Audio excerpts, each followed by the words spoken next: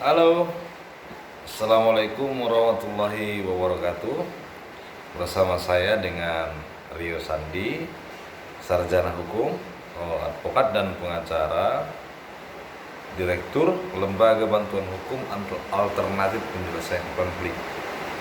Kali ini pembahasan kita sangat menarik karena ada pertanyaan, apakah tindak pidana yang dilakukan secara bersama-sama atau halayak ramai bisa dikatakan massa yang melakukan main hakim sendiri itu bisa dipidana.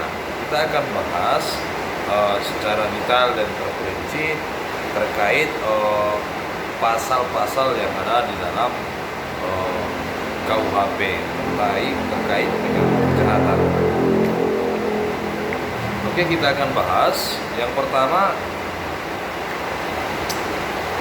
memang dalam undang-undang belum ada yang mengatur tentang main hakim sendiri, belum ada yang mengatur tentang massa. Namun dalam konsep hukum yang ada di negara Republik Indonesia, terutama di dalam KUHP, tepatnya pada pasal 170 ayat 1, itu dianggap memenuhi unsur daripada massa yang berbunyi, barang siapa dengan terang-terangan dan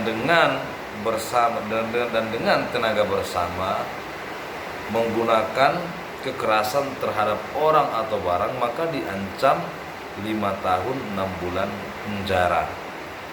Jadi dari pasal ini kita bisa simpulkan ada beberapa unsur di sana. Yang pertama, barang siapa, kemudian dengan secara terang-terangan, tidak rahasia, tidak tertutup, dengan tenaga bersama. Dengan tenaga bersama artinya ini dilakukan oleh banyak orang. Jadi terpenuhi unsur massa tadi. Massa itu kita ketahui bersama itu adalah lebih dari 2-3 orang ke atas.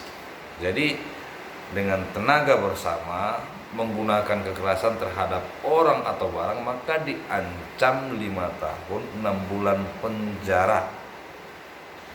Jadi unsur massa dengan main hakim sendiri itu sudah terpenuhi, karena di dalamnya dapat kita definisikan main hakim sendiri itu merupakan tindakan yang dilakukan dengan terang-terangan. Kemudian massa itu menggunakan tenaga bersama. Jadi ancamannya 5 tahun 6 bulan. Jadi banyak kasus yang hari ini sudah mulai ditangani oleh kepolisian.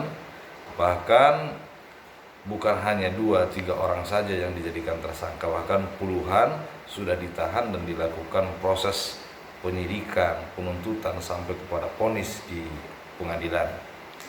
Dan bukan cuma di situ saja, dalam pasal yang sama ayat 2 itu menyatakan diancam 7 tahun jika menghancurkan barang dan terjadinya luka. Artinya bukan hanya terhadap seseorang, tapi juga dengan barang. Misalkan ada satu pengendara mobil atau pengendara motor yang karena tindakannya menabrak sesuatu mengakibatkan terjadinya main hakim sendiri, yang mengakibatkan adanya korban lain, kemudian adanya penghancuran terhadap barang. Ini diancam 7 tahun penjara. Dalam pasal yang sama juga 170 ayat 2 dalam poin kedua, apabila dia mengalami luka berat, sampai mengalami luka-luka berat, maka diancam 9 tahun penjara. Dan apabila mengakibatkan kematian, maka diancam dengan 12 tahun penjara. Itu dia kajian kita tentang massa ataupun tindak pidana yang dilakukan oleh banyak orang atau yang kita kenal dengan main hakim sendiri.